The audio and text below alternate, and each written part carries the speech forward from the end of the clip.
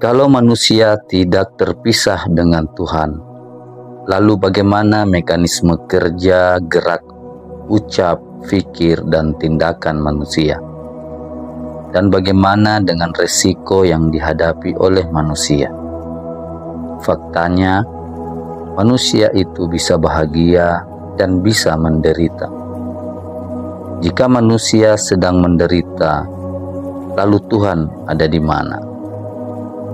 Dan jika di dalam diri kita ada Tuhan, lantas mengapa kita menderita? Jawabannya, kita harus mengakui adanya hierarki eksistensi. Tuhan mengada dengan proses menurunkan realitasnya. Sederhananya, kita semua ini berasal dari Tuhan. Awal mula jiwa adalah dari realitas kekosongan yang absolut. Ketika sudah menjadi jiwa, jiwa bukan lagi Tuhan. Tuhan adalah yang meliputi jiwa, yang menjadi esensi atau cikal bakal dari jiwa, tetapi bukan jiwa itu sendiri. Jiwa telah menjadi entitas tersendiri yang hidup dengan kuasa Tuhan, tapi dia punya wewenang untuk mengambil keputusan sendiri mengenai hidupnya. Jiwa adalah keberadaan yang punya kehendak tersendiri, dengan resiko mengalami bahagia dan derita yang dirasakan sendiri. Dengan kata lain, setiap jiwa adalah entitas yang punya kebebasan berkehendak atau free will, yang berlanjut kepada kebebasan memilih, free choice. Tetapi kebebasan dalam memilih ini tetap punya batasan. Batasannya adalah kapasitas yang ditentukan oleh karma sang jiwa. Karma sang jiwa yang menentukan tentang pilihan. Adanya kebebasan berkehendak yang satu paket dengan kebebasan memilih sampai batas tertentu merupakan anugerah bagi setiap jiwa yang memang otomatis ada dalam koridor evolusi menuju kesempurnaan. Jiwa yang memiliki benih keilahian dan punya peluang menuju kesempurnaan dengan menumbuhkan benih keilahian itu, memiliki sepaket anugerah dan faktor resiko yang terletak pada adanya kebebasan berkehendak dan kebebasan memilih. Dengan memiliki kehendak secara mandiri dan kebebasan memilih di antara jalan yang benar dan jalan yang salah, maka setiap jiwa berpotensi mengalami kebahagiaan sekaligus beresiko mengalami penderitaan.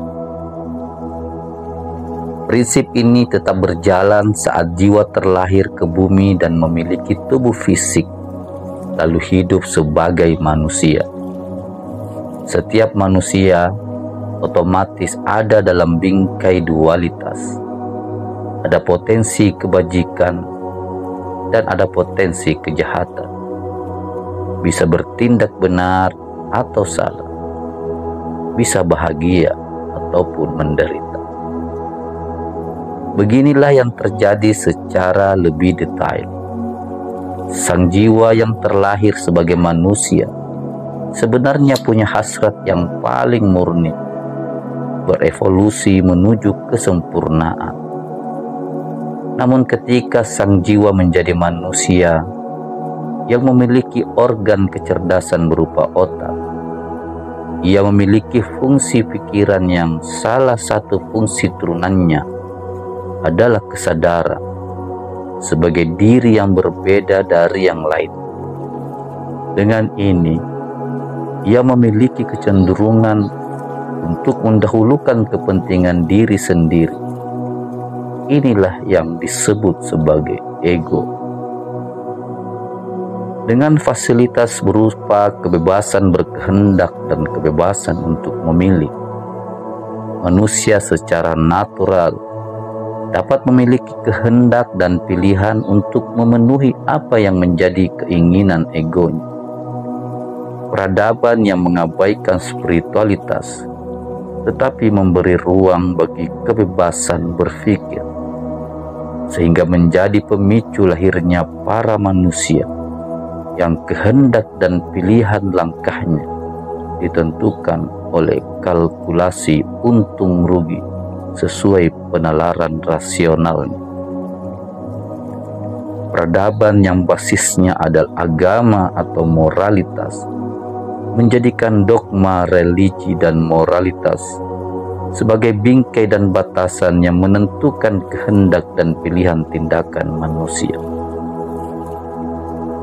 Sementara spiritualitas yang murni memberi tawaran dalam hal mendayagunakan kebebasan dalam berkehendak dan menentukan pilihan.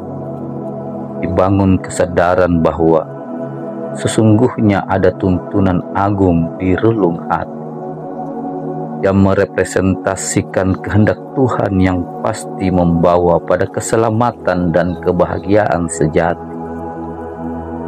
Manusia diajak untuk mengenali kehendak atau tuntunan Tuhan ini, lalu menyelaraskan kehendak diri dengan kehendak Tuhan dan mengambil keputusan sesuai tuntunan Tuhan. Apakah benar manusia itu punya free will? Apakah benar manusia punya kebebasan dalam memilih tindakan? Apa buktinya? Buktinya pada saat ini, ketika Anda mendengar audio atau video ini, Anda sebenarnya punya kebebasan berkehendak. Jika Anda mau atau Anda ingin terus mendengarkan, maka itulah kehendak Anda sendiri. Tuhan tidak memaksa Anda untuk punya mau dan kehendak itu. Demikian juga ketika Anda tidak ingin atau tidak mau melanjutkan video ini, itu sepenuhnya juga kehendak Anda sendiri. Bukan Tuhan yang memaksa Anda memilih kehendak atau kemauan itu. Anda bukan robot yang sama sekali tidak punya kesadaran dan kehendak atau kemauan sendiri.